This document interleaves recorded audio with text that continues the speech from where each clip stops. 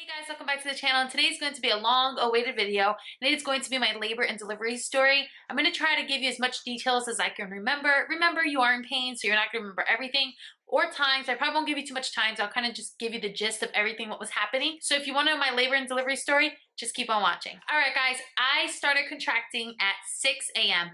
And at first, I honestly just thought it was gas because I could not tell the difference. My stomach just felt uneasy. And that started happening. It happened for about an hour. The reason I was awake at 6 in the morning is because my grandfather actually passed away that morning. So I was awake already and I was kind of upset. I don't know if that's what kicked my body into labor. I have no idea. But it did start contracting at 6 in the morning. And at that point, I started counting my contractions and they were 15 minutes apart. And keep in mind, at that day, I believe I was a day or two before turning 41 weeks, or it was about, I think it was about 41 weeks around there. And that day I actually had an appointment to schedule my induction. So, and I live about an hour away from Jacksonville, Florida. So it's an hour drive, and I had an appointment at 3 p.m. And I actually started contracting the same day I had an appointment about my induction at 6 a.m. So I started to contract for 15 minutes apart, possibly for about 4 hours. And at that point, it was already 11 o'clock, 12 o'clock. I was like, okay, they're getting stronger. They're getting closer. Then it went from 15 minutes and then it came down to 11 minutes.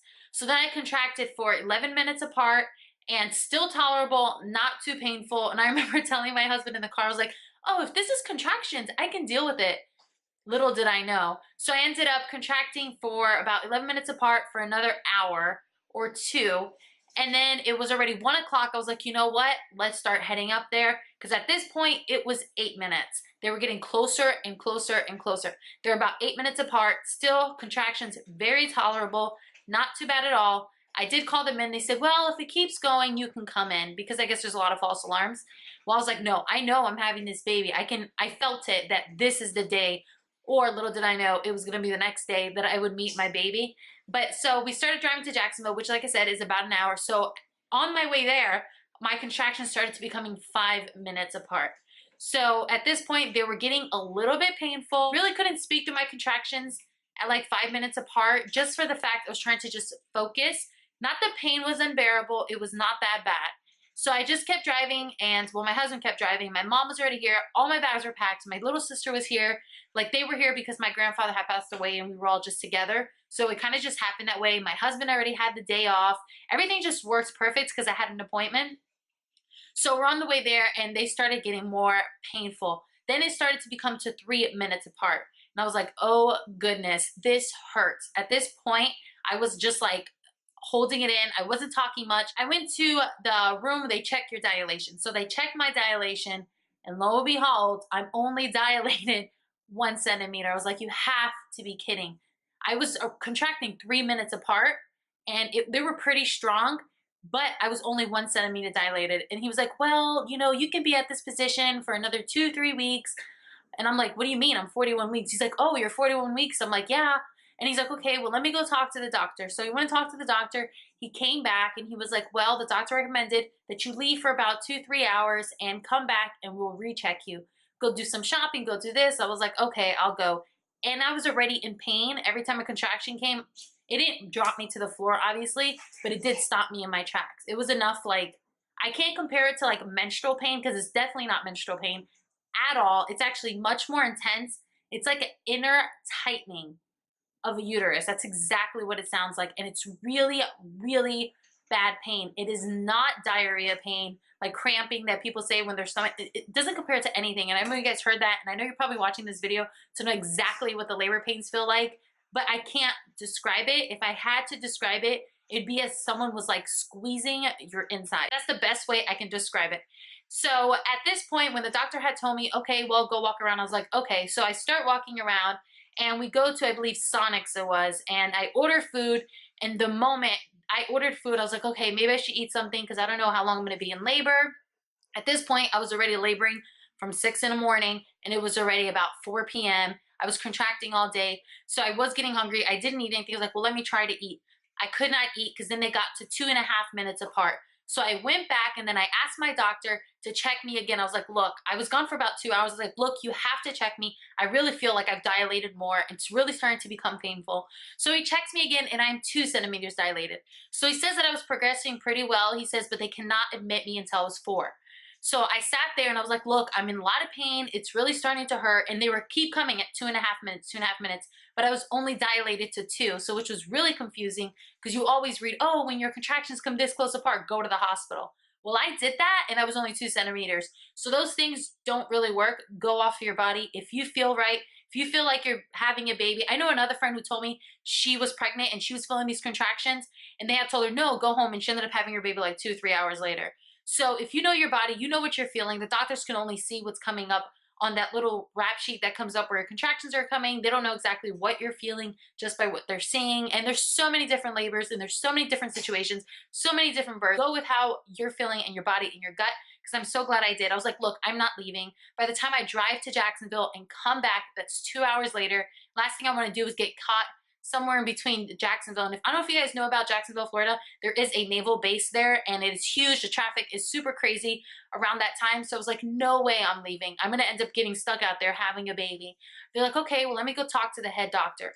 Well, while this was going on in the head doctor, they had called I think code purple, code blue. I'm not really sure, but that means an emergency C-section, which was not for me. It was for someone else on deck. So I was left there laboring. So a nurse came in and I was already in a lot of pain. She checks me and I am in 4 centimeters already. This was about an hour later. So I actually progressed like 2 centimeters within an hour. And she's like, okay, I have to go talk to the doctor. I was like, look, I'm in a lot of pain. Can you just give me the epidural? Because I have a feeling I'm going to have this baby. And then they said, okay, well, I'm going to go talk to the doctor. So it was a lot of back and forth. I'm going to talk to the doctor. Like no one was really giving me any answers. So they come back in about 2 hours later. I think about hour and a half later. Like I said, the times are a little wishy-washy. But they come back in and they give me some shot. I want to say it's a morphine shot, a morphine sleep shot. I don't know. All that did was make me really tired. It did not take any pain away. It was complete waste of a shot in your butt. It did not take any pain. It just made me sleepy. It didn't take the pain. Now I was tired and I was contracting. It was awful. So I really started getting upset because I understand there was another C-section going on, but I was laboring here. I didn't know how fast I was progressing. And then it went like an hour or two. They came back in. I was at 5 centimeters. They were like, okay, so we're going to bring you in. You're progressing really fast. Let's do this. So they bring me in into another room, which is where you have your baby. So there's a room where they check your dilation, a room, this is how our hospital do it. There's a room where you actually have the baby, labor the baby, and then there's another room where you're staying the night. So I was already in stage 2, so I was like, yes, this is coming, finally. And at this point, I believe it's about 7, 8 o'clock at night. From 6 a.m. to 8 o'clock at night, I dilated 5 centimeters, which they said was really good. And they said, okay, at this point, you're supposed to be dilating every hour. So next hour, I was 6. Next hour, I was 7. And then my water broke and I could not take the pain anymore. I told them, please give me an epidural. I gave in. I did give into an epidural, and they were taking so long to bring the person who does the epidural. By the time I got my epidural, I was 7 centimeters dilated because they were in the other room with emergency C-section. So they finally gave me my epidural. I did give into the epidural, but that was my plan. I kind of kept an open mind. The pain got really intolerable. At 7, I could not take it anymore. Me personally, I know I could have pushed through, but I just felt like, okay, it's just time to get the epidural so I can relax. At this point, I was already up for, I don't know, almost 20 hours because I was up since 3 o'clock in the morning because my grandfather had passed away. And it was already, I believe, like 10 o'clock at night by 7 p.m. If I'm doing it right, that's the math that I'm getting in my head right now. But I was about 7 centimeters, so they finally gave it. I was so excited. I was like, I'm going to be meeting my baby soon. So this is the part where everything kind of went south. Because at 7 centimeters, I went to 8, I went to 9, and they started prepping. And then I was stuck at 9 for 3 hours. I don't understand why I did not dilate to the full 10, but I was stuck at 9. I could not get any further than 9. And then they did go and they were filling the baby's head. I was so out of it. The epidural makes you so tired, so out of it, so sleepy. But I was finally resting and I was like, okay, I'm going to get this baby out. Well, at this point, they said they cannot have the baby in there any longer because when you have a contraction, the baby's heart rate is supposed to go up with a contraction. Well, at this point, he was getting stressed and it was going down. So every time I was having a contraction, his heart rate was going down. So there, I hear it. It's code blue, code purple. I have no idea, but I was in the C-section. within 10 minutes, and there I heard him cry. It was the most beautiful thing. Even though I was shaking really, really crazy, I was really cold and really shaking. They put like a warm blanket over me, and the whole time my husband is standing next to me. My mother couldn't go in there with me, but it was really emotional. I was kind of out of it, to be honest. And before my husband even got in there, I was already cut open. There was blood on the floor. My husband comes next to me. They do have this little thing so you cannot see what's going on, like this little pinup cloth, so you can't see what's going on the other side. So they sew me up. Within 30 minutes, they cut me open, sew me up. And they also called the x-ray people to check to make sure, believe it or not, if they dropped anything inside while they were doing the surgery. So it was really, really scary and so quick, because here I go in thinking, okay, I'm gonna have a natural delivery, but I had to do what was best for me. I don't feel any less as a mother because I had to do that. That's what needed to happen at that moment. And it was such an amazing, quick, painful, beautiful, blessing experience all wrapped in one.